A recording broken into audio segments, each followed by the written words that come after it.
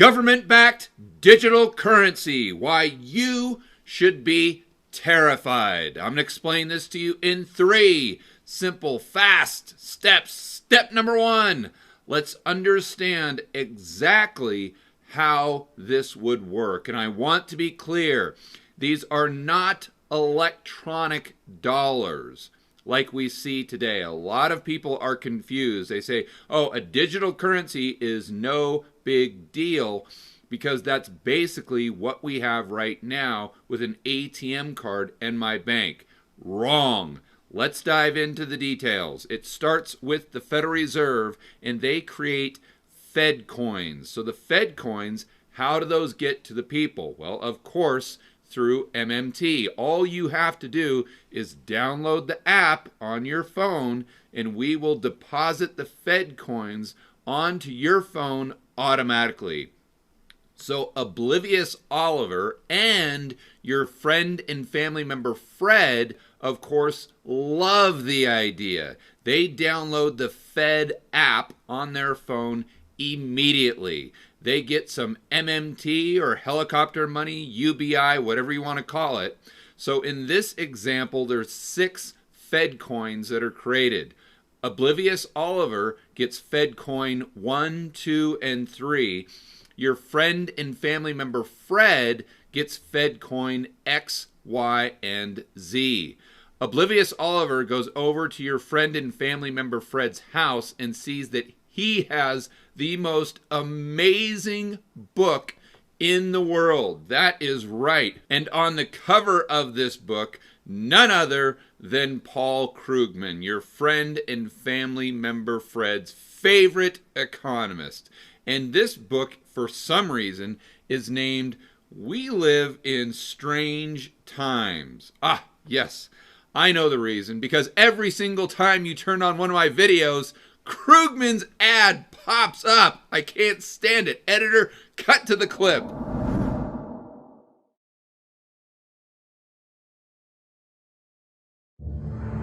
We live in strange times. Obviously, I do not pick the ads for my own YouTube videos. That's for sure. The guy pops up everywhere. It drives me crazy. So Oblivious Oliver says, Fred, listen, I have to have that Paul Krugman book. It is amazing. I will give you one of my Fed coins. Fred says, okay, fine. I've read the book 46 times. I believe in it wholeheartedly. I already have Krugman's poster up on my bedroom wall. You can have the book. So they trade. The book goes over to Oblivious Oliver, and Oliver gives Fed coin number 1 to friend and family member Fred. Well, what happens on the ledger of the Federal Reserve or the government? Well, this transaction is noted. So first, they know that Oblivious Oliver got Fed coin 1, 2, and 3. And they know Fred got Fed coin X, Y, and Z. So the third transaction is for the book. So the transaction is between Oblivious Oliver and Fred. Fed coin 1 is transferred over to Fred for the book. Everything is on the ledger because each Fed coin has its own serial number. It can be tracked. It is code just like Bitcoin. This is what you need to understand, and this is the main thing that differentiates it from an electronic dollar. And we'll get into how to think about this in just a moment. So that transaction takes place. So now you understand how every single transaction in the economy would be traced. But it gives the Fed and the government far more power than just being Big Brother. As an example, currently when the Fed does QE, as you guys know from watching my videos, they create bank reserves. In this case, those reserves would of course be Fed coins. So the Fed coins would go into the reserve accounts of primary dealer A, B, and C. But since these Fed coins now have a code, the government or the Fed can determine how each individual coin is used. In other words, it can pre-program the type of loans that the banks give out into the real economy. So as an example, let's say they allocate a specific amount of bank reserves for green energy, or maybe it's for shale oil production. Just want to make sure I piss off everybody. Or it's allocated to politically correct mortgages. And this is going to be a theme throughout the video. So what happens is primary dealer bank, or any of the banks under the Fed's umbrella, they have additional reserves. So they can lend against those reserves. So they go into the real economy, and PC Caitlin, politically correct Caitlin, wants to buy a house from seller Steve. Good news. Caitlin fits the category that the Fed coins have been programmed for. So she goes to her local bank and says, I need a loan for 100,000 Fed coins. The bank says, no problem. We'll go ahead and create brand new Fed coins just for you to buy the home. And of course, they're backed up by the reserve Fed coins that have been pre-programmed or coded for that specific intent. The whole process is identical to the way it works now. The commercial banks are still in charge of creating additional money supply in the real economy. The only difference is instead of using electronic dollars, they're using the now encrypted or coded Fed coin. Also notice each one of these transactions show up on the Fed or the government's ledger system. The transaction between Oblivious Oliver and family member Fred, and the transaction going to politically correct Caitlin and seller Steve. It's all on the ledger. The takeaway for step number 1 is electronic dollars we use now are a lot like a scoreboard at a basketball game. They just show a number that's in each person or each entity's account. Where the Fed coin, or the government-backed digital currency that we'll most likely have in the future, is more like a video game. It's programmed, it's software, and it has a specific job, and it can be tracked everywhere around the world with every single transaction. Now let's go to some awesome subscribers from my email list that are helping me out with today's video. Step number 2! Step number 2! Step number 2! Step number 2! Government digital currency gives them limitless control. And we're assuming they'll ban cash. I think it's not only inevitable, unfortunately, I think it may be imminent. We have to start by understanding what their goals are. When I mean their, I'm talking about the Fed and government. I see them as one unit in the future. So their goals are to keep asset prices high, interest rates low. I think the Fed's going to be the buyer of last resort. More on that in step number 3. But their main objective is to keep inflation high. Sovereign debt, state debt, consumer debt, corporate debt at all-time highs. They think the best way to get rid of that debt and start from scratch is to inflate it away. There are 3 main metrics the Fed uses now to determine what inflation is going to be in the future. First is their BS, or their balance sheet. Currently, they have total control over this metric. Editor, go ahead and throw up a chart. From now on, when we look at the Fed's balance sheet, I think we might as well just call it the hockey stick, because it is going vertical. That is for sure. Currently, there are 2 other metrics they have a lot less control over. Number 1 is M2, broad money in the system. Number 2 is the velocity, so how quickly the money circulates in the real economy. Let's look at a couple charts. First, we'll look at M2 money supply going back to 1985 all the way to 2020. Starts on the left at 2 trillion, goes all the way up to $18 trillion. It starts off rather flat, and then right about 1995, it goes up at a much different trajectory. And then at the GFC, it starts going parabolic, but nothing compared to what it's done over the last month. It's gone up by almost $1 trillion in the last 4 weeks. Absolutely staggering. To put that into context, from 1980 to 1986, 6 years, it went up by $1 trillion. And we've done that just in the last 4 weeks. Moving over to the chart of velocity, starts in 1960, goes all the way to today, goes from 1.4 up to 2.2.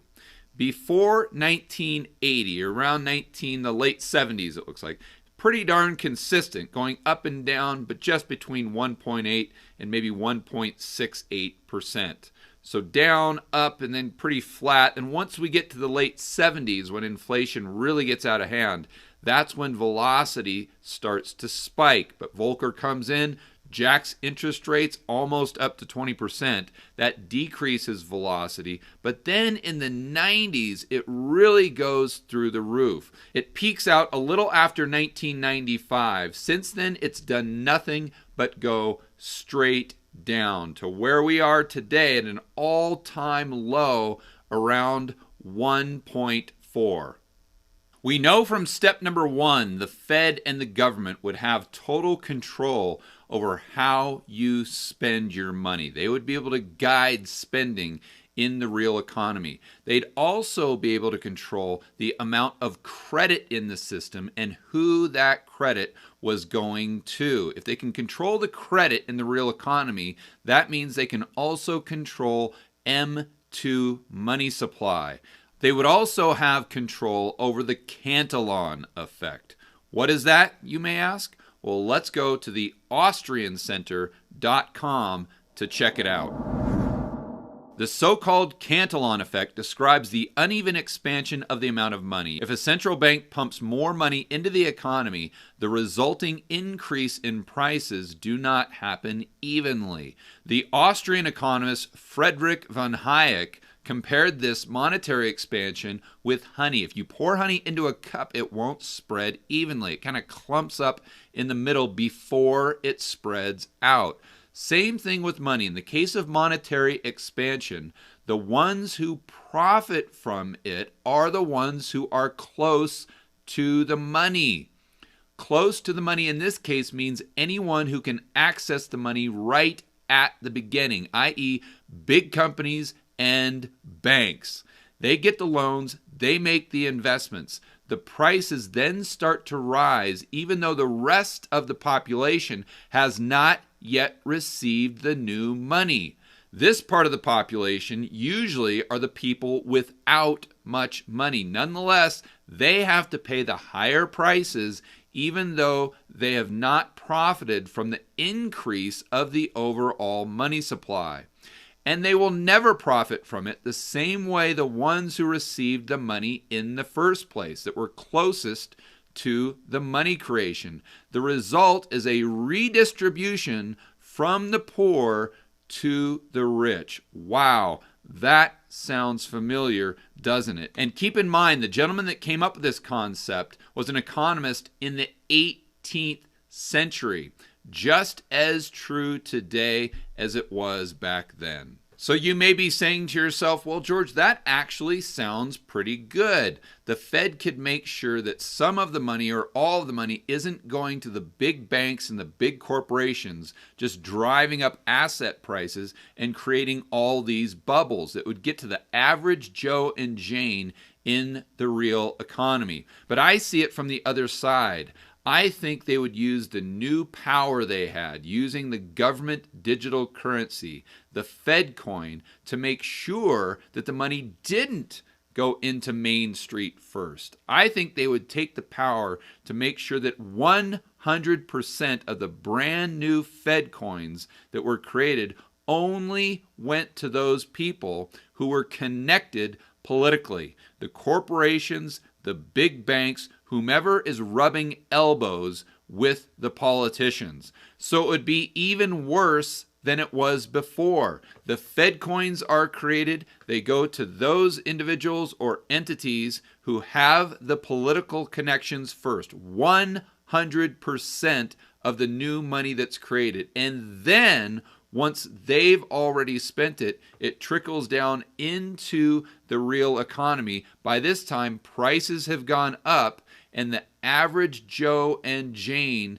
their income always lags behind. They're the ones that are holding the bag. Oh, but wait, there is more. Let's not forget about the way they would control velocity in the economy. For more on this, let's go straight to my recent interview with the show American Countdown on Infowars.com. I think, especially when you combine politics and economics, something like a digital currency fits within what the state would want, because it empowers them to an extraordinary degree, and they could have every justification for it. And in fact, our current currency problems that are about to be accelerated over the next year or two would particularly be the pretext for, hey, here's our solution. What do you think about that idea? Is there a possibility of that occurring, and how much of that is a risk versus, say, a national digital currency? I definitely think it's a possibility because, to your point, it gives governments so much control. And not only from a taxation standpoint, but it also gives them control over interest rates, or the central bank, let's call it. Right now, it would be very difficult for the Fed to take interest rates to like a -5 because people just withdraw their cash. You might be able to go down 50 basis points like they have in some places in Europe. But at a certain point, the general public draws the line and they take their money elsewhere. But with a digital currency, you could not take your purchasing power out of the banking system. In their mind, the way their models work is the way you solve the problem of the business cycle is just by lowering interest rates. That's how you smooth out a recession, is you got to create more demand. Well, the way their models work, and I've never seen them, but I would assume based on their actions, that if you have interest rates at 0, well, if the solution for a recession is to take interest rates from 4%, let's say, down to 0, well, then the solution, if you're already at 0, has got to be to take them to -4. Problem solved. I see this not only playing out with negative interest rates, but also having a timer on every single Fed coin. Let's assume there was MMT, UBI, helicopter money, whatever you want to call it. Every single American gets 1,000 Fed coins per month. The trick, though, is you have to spend the money by the end of the month. There's a timer on each coin, and if you don't spend it fast enough, then it just disappears. Also, if the Fed saw that the velocity was a little too low, they could just decrease the timer. So let's say they give you your 1,000 Fed coins, and usually it expires, or they expire by the end of the month. Well, they could say now they expire in the next 3 days. So everyone goes out, spends their Fed coins immediately. That increases velocity, therefore increases the rate of inflation. Step number 3. Step number 3. Step number 3. The government digital currency endgame. If we continue to build our economy on asset bubbles, debt, and confidence, and we continue with this obsession with PC culture in the United States, this is how I see it playing out, potentially. This isn't a prediction. This is what I think the possibilities are 5 years, 10 years down the road with the Fed coin. It goes back to the Fed and the government needing asset prices to stay high, interest rates low, and a high rate of inflation. So the Fed and the government are the buyers of last resort. How does this work? Let's say the stock market is at 3,000, the S&P. That's the floor that the Fed wants to set. That's where they have a Fed put. So at the time when the S&P is at 3,000, let's say Boeing is at $100 a share, Apple $200 a share, and Ford $10 a share. A year later, let's assume the S&P goes to 3,500. Well, the Fed and the government would just move up the Fed put to 3,250. 50. So if you're someone that has stock, let's say you own 1 share of Apple and the price is 200, but there are no buyers in the market, of course, the Fed will step in and buy your stock and give you 200 Fed coins. So you get the 200 Fed coins and your stock goes onto the balance sheet of the Fed. Same exact process with someone who owns a home. Let's say they're trying to sell it for $100,000. There are no buyers. No problem. Go ahead and sell it to the Fed. They'll give you 100,000 Fed coins and your house goes onto the balance sheet of the Federal Reserve / government. You may be saying to yourself, yeah, George, I get it, but is that even possible? Is that even legal for the government or the Fed to come in and just buy all these assets to set a floor on the price? Well, to dive into that further, let's go to a clip from a recent interview of mine with free speech and constitutional lawyer Robert Barnes. How do you think this plays out as far as banning cash? And from a legal standpoint, is there anything in the Constitution that that gives people, Americans, the right to not only use cash, but to have their transactions done in a private manner? There's like the legal theoretical definition of what is the scope of the power of the government to control the means and medium of interchange and exchange. Can they ban Bitcoin? Can they ban cash? Or my next question on that, Robert, was can they confiscate gold? Exactly. We have, unfortunately, the example of FDR. So FDR, after he got elected, I think it was within a year or thereabouts, said, hey, everybody's got to bring their gold back in. And if anybody's caught with gold, bad things are going to happen. So there's always a risk. Now, there was a fair number of people that did not do so. They estimate somewhere like 10 to 15%, and they weren't able to really track him down. And there weren't a lot of high-profile arrests because at the time he was doing it, there was serious doubts about whether he could do it. Now, no surprise. Constitutional standpoint. Absolutely, constitutionally. Okay. And once again, it's the courts turned a blind eye because this was the crisis of the Depression. So nobody was going to meaningfully contest because what he was doing was depriving people of their property without just violation of law. So and without any meaningful due process, without showing how was it necessary to take away someone's gold to protect some other compelling public interest. The analysis in constitutional law here in the States is if you're violating someone's core constitutional rights, the government has to show a compelling public interest and that the means they've chosen to protect that compelling public interest is narrowly tailored to it. A lot of what's happening currently in the pandemic is not narrowly tailored remedies. The seizure of gold was not a narrowly tailored remedy. But we live in an environment where the New York governor has suspended anti-bribery laws, suspended gift giving to politician laws, suspended transparency laws about state contracts, all in the name of the pandemic. It's like, how exactly are the two correlated? Only a politician would think best way to solve this pandemic is we got to get rid of these anti-bribery laws. Then we'll be able to solve it, no problem. So it's that kind of dynamic. So is there a risk of currency seizure or them prohibiting the use of certain things as mediums of exchange? No doubt. Their ability to enforce that constitutionally is still an open question.